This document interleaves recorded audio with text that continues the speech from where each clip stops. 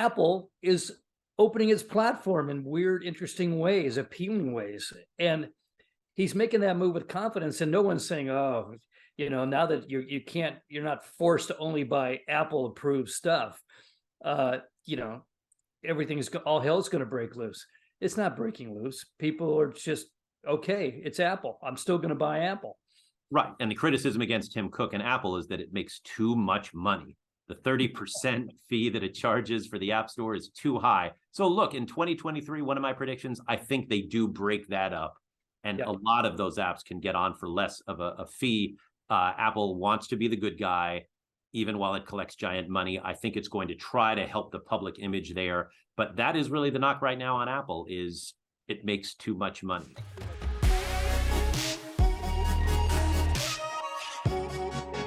Hi, everyone, and welcome to the Friday, December 30th year-end installment of the Silicon Insider. Happy holidays. The only uncensored look at life and business in the Valley. My name is Mike Malone. I'm here with special contributor Scott Budman, technology reporter for NBC Bay Area. Our producer is Jordan Henderson. Our East Coast correspondent is Bob Grove. And our host, as always, is the Silicon Valley Business Journal. Okay, Scott, we covered several hundred stories this last year. So let's go back and look at some of the biggest ones and where they stand today. I saw you the other evening on NBC doing your roundup of the biggest stories of the year. So you should be an expert on all this, especially since you covered them at the time as well. So what I want to do is go over some of the biggest ones and maybe where they stand today, because there's been some changes. Sure. Okay, so my vote for the biggest story of the year is that after incredible growth most of the last decade, including even during the COVID lockdown, tech stumbled this year. And it seems to be still stumbling. It can't quite get its footing. Recession may lie ahead. What are the implications of that? What does it mean? Do we get too far ahead of our skis? Yeah, I mean, you talked about all the growth, and that's true. And it grew in supersonic speed during the pandemic. When remember the first day of the lockdown, everything tanked, and we thought this is the end of the economy as we know it. But it turned out we really needed software, and that was a need. And then we also wanted things like Netflix and Peloton bikes and all those things, and everything just took off and grew. And so companies hired like crazy. Investors bought in with both hands. It was almost like they had nothing to do but trade on their computers. And stocks just went through the roof and hit record highs.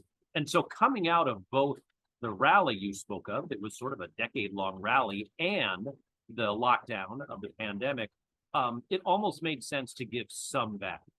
But I think there's just been this momentum of selling, and it took trillions of dollars of investor wealth off the table. And you almost couldn't get out of the way.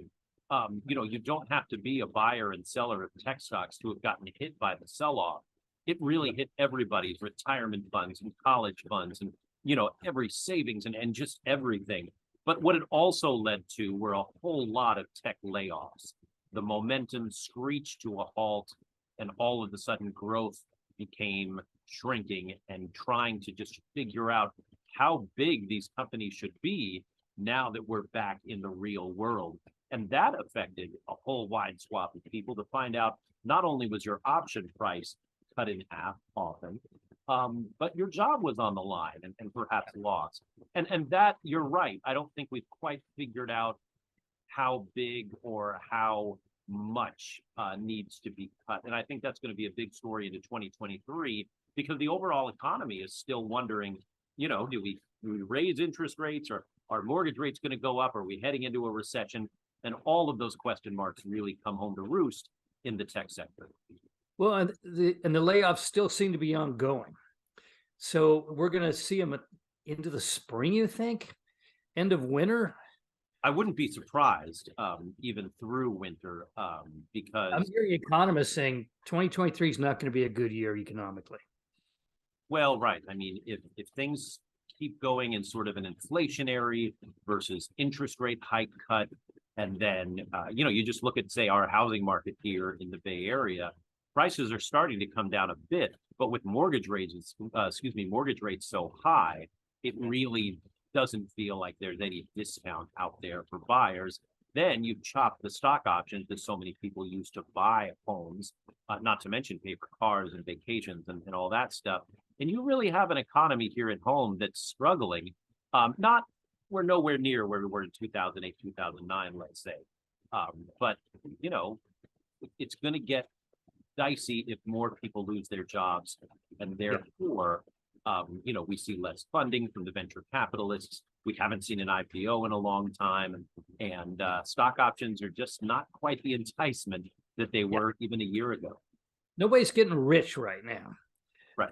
They're holding their own, and the middle classes, according to the day to day, is slipping a little bit because they're taking the biggest shot from inflation.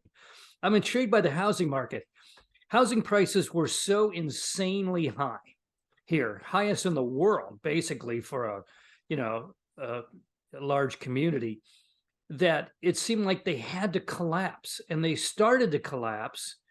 And then mortgage rates got so high that it took a lot of the inventory off the market and artificially kept housing prices from completely collapsing around here. I mean, it's a very strange dynamic. Right. I mean, artificial is a good word. We don't really know how low prices would get, given that the overall economy was slowing down, tech people were losing some of their wealth. But the fact that all these houses were coming off the market, and you're right, I think it's because of mortgage rates, because it wasn't just that buyers were doing the calculation and saying, whoa, all right, I may save on the overall price, but my mortgage is going to be so much more because the rates are higher. But also people who were selling their homes to buy something else are looking at that something else at 6.5%. And that's a lot different than looking at that next home at, say, 3.5%. So everyone just sort of curled up into a ball, and home sales just all but collapsed around here. So it does feel artificial. It doesn't feel like there are bargains out there. There's just not much out there, period, right now.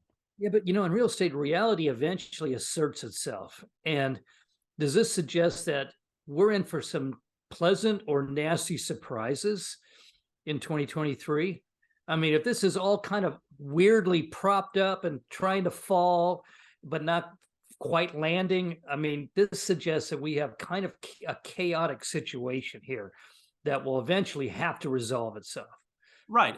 But it usually resolves itself based on inventory, supply and demand. If there's more supply, the consumer can save money because they don't have to double and triple and quadruple bid as we've seen around here. But there just hasn't been that supply or demand. And so everything is just slowed down. If interest rate hikes slow down and the interest rates come down and inflation drops, then maybe mortgage rates drop. People get excited about both selling and buying homes again, and we see more inventory on the market. Maybe that's when prices start to drop for real. And then we really start to see some competition out there. And not competition as in 12 people bidding for a house at the same time, but competition as in you're a home buyer and maybe you have some choices and you can sort of start bidding down, almost like we saw in 2000, 2001, 2002. The NASDAQ had fallen and people just weren't getting the premiums that they were getting before. And we saw that again a decade later. Right. And there's one other X factor, which we don't account for because it depends on where you are in your life. But if you're a 2-income family, and with 30,000 plus layoffs having already taken place around here, I'm not sure that you would even take on a mortgage at even a lower rate right now, just because you risk losing one of your sources of income. Sure. So we'll see. I mean, I don't think anybody can predict what's going to happen on this one. Exactly. Here's another one we didn't predict, I don't think. Beginning of the year, you and I had a story every week about the chip shortage out there. That the semiconductor industry was experiencing so much demand, and with the problems in Taiwan and everything else. And there was this desperate move by Washington to help subsidize major chip companies to install more fabs, and that was going to be a 10-year process and all that. All of a sudden, thanks to the declining economy and people buying fewer gadgets, there's no longer a chip shortage, apparently, among most of the most popular chips. So the big fear at the beginning of the year was that we were going to just slow the economy down because we couldn't put any brains inside of all of our products and cars and airplanes and all that. Seems to have dissipated for the moment. You think it'll be down long enough for all these new fabs to come up? And that's going to be years. Right. I don't think it's going to be down long enough for that. But right, that was a really big story in 2022 was the abrupt shift for the chip industry. But interestingly, it kind of shifted back. We had down days for the chip industry. They couldn't make enough, supply chain issues. Then all of a sudden, chips were flowing out and there was enough chips to satisfy the suddenly reduced demand. Now the chip companies are laying off at the end of the year. We had Micron cuts, we've had Intel cuts, stock prices are down. So bad quarters and bad forecasts. Right. And so my guess is heading into 2023, times will be rough. But if things turn around in the economy, and that's a huge if, but as we've learned in the tech industry, 12 months feels like 12 years. Who knows what's going to happen over the next year? If those things turn around, there will be a gigantic demand for chips. The big question will be, will the companies be able to meet that demand? And isn't that always the boom and bust cycle of the chip industry? Absolutely. And there's one other factor. I keep coming in with these X factors, but as China opens up again and comes back online, there's going to be a huge demand for chips in China, which may actually accelerate the arrival of that big shortage. We'll see. Right. That's a big question mark too. Okay, here's how you spent 2022. The Elizabeth Holmes Theranos trial. What do you think? Well, what do we learn from this thing? I mean, we had the drama for the year, we had the TV movies, we had the big verdict, and it was on all the news stations in the world. And now it's basically fallen off the radar like trials do. You know, the person's found guilty or not guilty, and then the world moves on. We have a new legal scandal in tech right now. So what do we learn from the Theranos duo?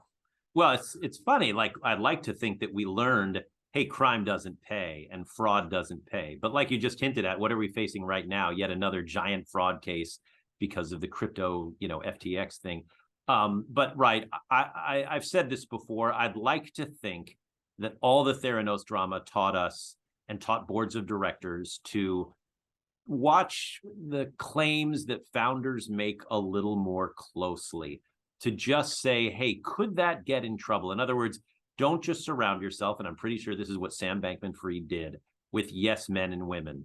Have somebody in there that can be, your doubting Thomas or whatever, right? To say that could get us in trouble because it doesn't feel accurate. And I don't know how many fraud trials it's going to take for that to happen.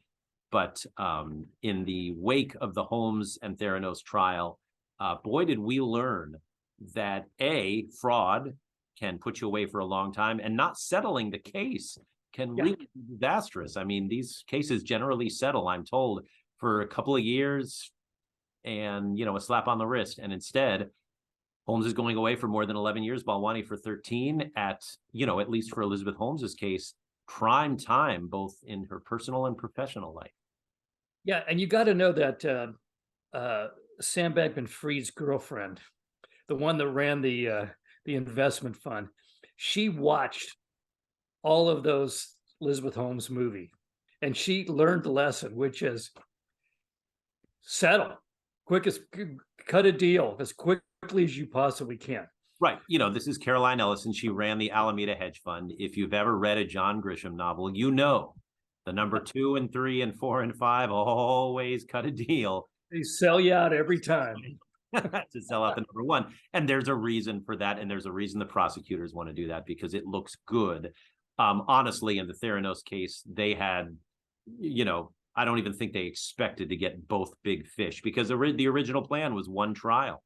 But instead, they both insisted on doing it separately. They both insisted on going the distance, and they both struck out. Instead of hanging together, they hang separately. Yeah. And so I think in this one, you've seen some deals already. The co-founder of FTX, and then Caroline Ellison, who ran Alameda, cutting deals. They're going to go away for a while, but not nearly as long, I'm guessing, as Bankman-Fried. Okay, they're on my list. What's the status of the FTX case? I mean, does it go to trial? Is a trial date been set? Are No. they're going to talk to Congress? Are they waiting for the Justice Department to do an asset search? I mean, what's going on right now? Well, there are, from what I understand, searches going on for assets, trying to find out where all that money went. Meanwhile, the legal system is churning.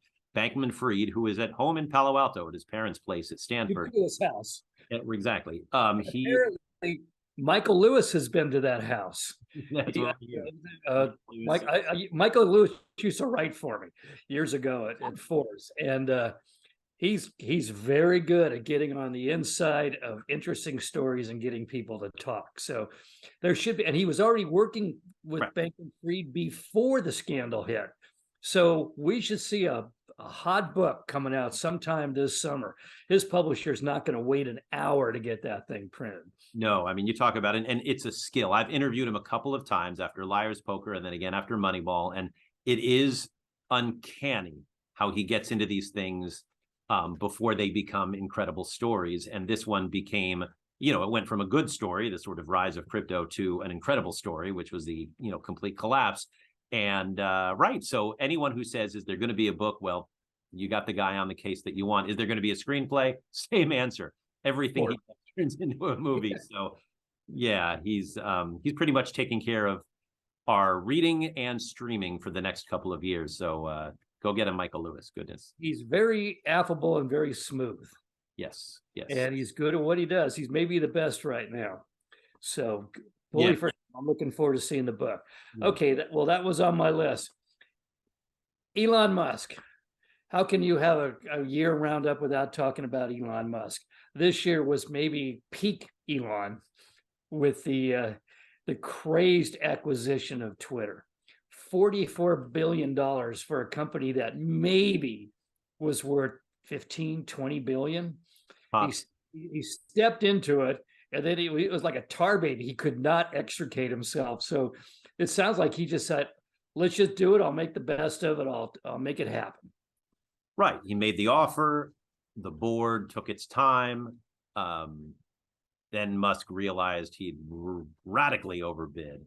He desperately tried to get out of it. It looked like it was going to court because the board finally toughened up and said, hey, $54.20 a share is more than a joke. That's a lot of money for our shareholders. They stuck to it. He decided not to go to a trial. So he's got the company he didn't want. He instantly lays off half the staff, ends up cutting about 2/3 of the staff.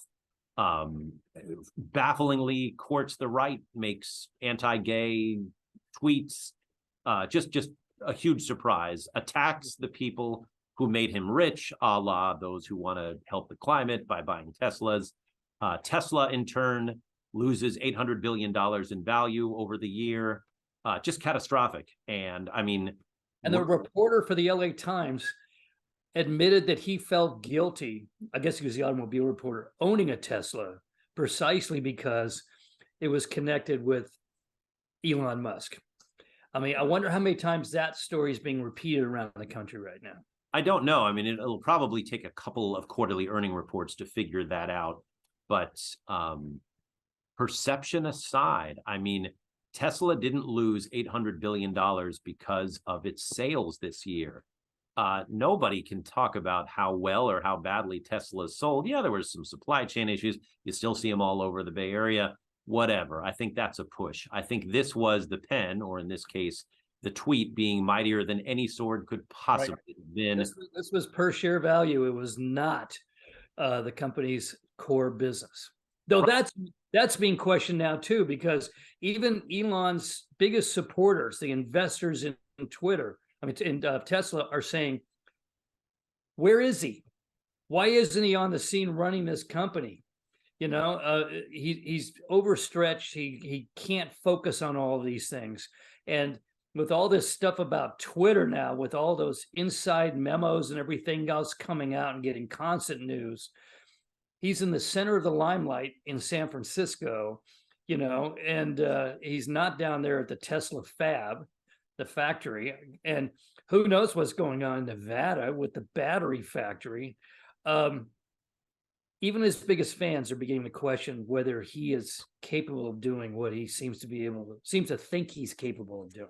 Right. I mean, this only goes in a couple of ways. I mean, either Tesla can prove that it's selling just mountains of cars while Musk is distracted, and that really boosts the stock price because people realize it can run itself. Or, the numbers don't come in as strong. Musk has to extricate himself from Twitter because Tesla is his source of wealth. He puts in another CEO. He slows down on the tweets and really starts to once again run the car company. And that helps it. But at some point, you got to take care of who brought you to the dance. And for Elon Musk, it's Tesla. It's Tesla. Now, ironically, he may get saved by China too, because they were a major customer of Tesla's cars, and then it faded away with the pandemic. Now, when does China come all the way back? Who knows? I mean, one estimate is there's 250 million people in China who have COVID right now, because of the lockdown and the shortage of medicine and all of that. That could be the sick man of the world for a long, long time. And the fact that it seems to be fudging and hiding its numbers also is going to increasingly make it an international pariah. So that could lead to years of, sanctions and everything else. Right. I mean, Tesla is not only selling cars there, it's trying to build a lot of cars there. It's got fabs there. Apple is starting to move some of its business out of China. Tim Cook is always one step ahead of the rest of the globe on this sort of thing. You've got to watch what he's doing. He's saying we'll build in Mexico. Heck, we'll build in America. He's really starting to divest a bit from China, while still, I'm sure, hoping to sell a lot of iPhones and iPads there. But you have to look at that and wonder if, China's economy is going to be a major force in 2023 or something that needs to rebuild itself in 2023. Well, let's talk about Apple a little bit more. I was going to make that the last on my list because it was a positive thing. But this year, history will record Apple became the most valuable company in human history, the most valuable enterprise outside of, countries and governments. I mean, that is a landmark achievement. And not only hit $1 trillion, it doubled it again. It's hitting some problems right now, but I don't think you could escape the speed bump of the economy completely. But Tim Cook's achievement is historic. Right. You're right. You can't sidestep the economy, especially when you're the biggest part of it. Apple is the biggest company by market value. And it did that with hardware of all things. Yeah. It just has these addictive devices and the services to go along with it. And, my favorite trope is, Tim Cook is no Steve Jobs. Tim Cook is now a $2 trillion CEO. That's the first one of those ever. And the first one we're going to see in a long time, especially since, it's not going to happen to Zuckerberg anytime soon. And, who knows how long Jeff Bezos will stay away, but he's away right now. We got a $2 trillion CEO sitting and running Apple, and they've managed to avoid the privacy crises that hit a lot of companies. They didn't have a Metaverse-like disaster. That's my final topic, by the way. But yeah, I mean, they've avoided the big speed bumps in a year of speed bumps. Yes. And that's because of his solid, steady leadership. And not to say that Steve Jobs, had he lived, would have run into these things. Who knows? But all we have is the present. And Tim Cook is the reason Apple is on top. And it's the reason that so many people use those devices 1 million times a day. The only knock on Cook is he hasn't come up with a fundamentally new tech product that would create a new market like Jobs seemed to effortlessly do for a decade, one giant market after another. But on the other hand, he's maybe the greatest product upgrade guy now of all time. Apple just makes damn good stuff, and there's no denying it. And he keeps moving, the chessboard, the chess pieces forward on the chessboard, making them better, more effective. It's an impressive achievement of being not the great leader like Jobs, but the really competent commander. That's a great way of putting it. And I'd even call him like the facilitator. You talk about where are the big, we had a generation of Apple leading the way in big new things. But at some point, do you just go away and let the other guys do the big things? all those big things, whether it's streaming Netflix, whether it's TikTok, whether it's, let's say, the metaverse becomes something, where do you do all these things? You do them on your Apple device. And Yes. that says something. And so instead of leading the way and then just sort of stepping aside, you're leading the way and then just collecting the incredible fortune that comes your way when the next big things are all on your products. And that says something too. And that speaks a lot to Tim Cook and his management. Yeah, it's interesting. He's even breaking some of the rules of Silicon Valley, which is the Yahoo lesson. You can grow really big as a walled city, but unless you open it up at some point, you're gonna die. Apple is opening its platform in weird, interesting ways, appealing ways, and he's making that move with confidence. And no one's saying, "Oh, now that you're not forced to only buy Apple approved stuff. All hell's going to break loose." It's not breaking loose. People are just, okay, it's Apple. I'm still going to buy Apple. Right. And the criticism against Tim Cook and Apple is that it makes too much money. The 30% fee that it charges for the App Store is too high. So look, in 2023, one of my predictions, I think they do break that up. And a lot of those apps can get on for less of a fee. Apple wants to be the good guy, even while it collects giant money. I think it's going to try to help the public image there. But that is really the knock right now on Apple, is it makes too much money. Too much money. But that was always the knock on HP, that it was priced higher than everything else, all of its competitors. But the perception of HP was such high quality that you got your money's worth. And moreover, it gave HP a cushion of profit that it could start discounting if it needed to. And that's the amazing thing about Apple. They're not discounting. They haven't discounted yet. Not yet. They could take their prices down by 25%, sell 5 times as much, and still make more money than most nations of the world. Right. What an enviable place to be. Absolutely. Okay, finally. Mark Zuckerberg takes Facebook into the metaverse. This has been the weirdest story of the year, I think. I mean, we've had a lot of weird stuff, but the founder of a gigantic company with more users than any company in the history of the world suddenly decides to just push all those chips out onto the table and make the giant bet on a fundamental change in the company's orientation. He loses his best lieutenant. His customers and users are confused of what's going on.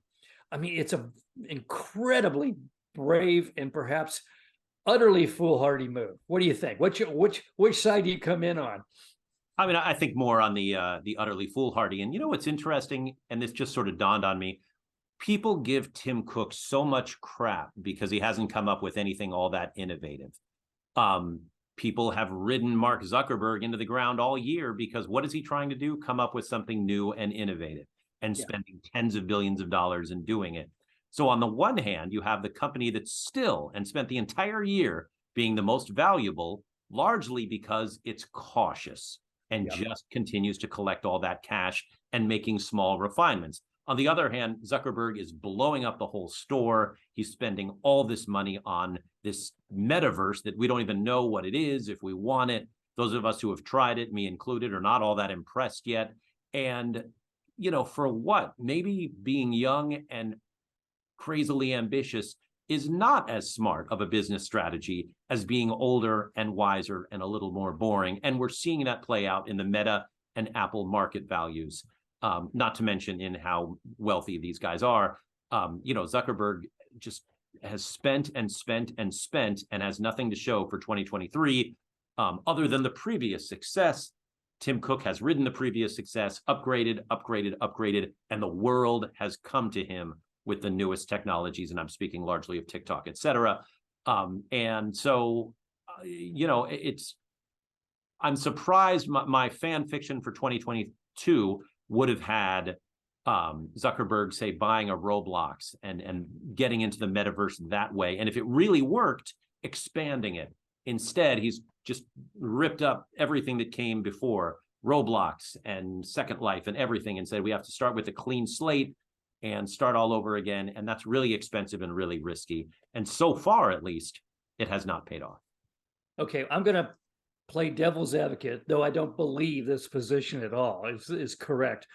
But what's the best time for investing in R&D? What did Intel teach us during the dot-com bubble bursting? It doubled down on R&D, and it came out of that stronger than any company actually at the time on earth. Now, what if that's Zuckerberg's strategy? We're going into a recession, you double down on R&D, we come out of it, we've got money in our pockets, we're looking for new forms of entertainment, and there's this thing now richly filled with apps and everything else, the metaverse. And he wins everything. He sweeps the table. I mean, I don't think that's such a crazy proposition. The slight flaw in it is that he started it not when the economy was down, but when Facebook was more flush with cash than it ever had been. Right. But still, he plays the long game, and I respect him for that. And in this case, the long game could be what you said. We could be on a down cycle for a long time looking for something new. And finally, we have a well-developed, well-staffed with apps metaverse. But that's still a big if. Yeah, and I wonder if he would be running that metaverse by the time it appears, because he's got one big problem sitting out there: shareholders. How long are they going to put up with this Ahab type behavior before they finally have a shareholder revolt? We're already seeing it starting to happen to Tesla, and Tesla looks like it's in better shape right now than Facebook is.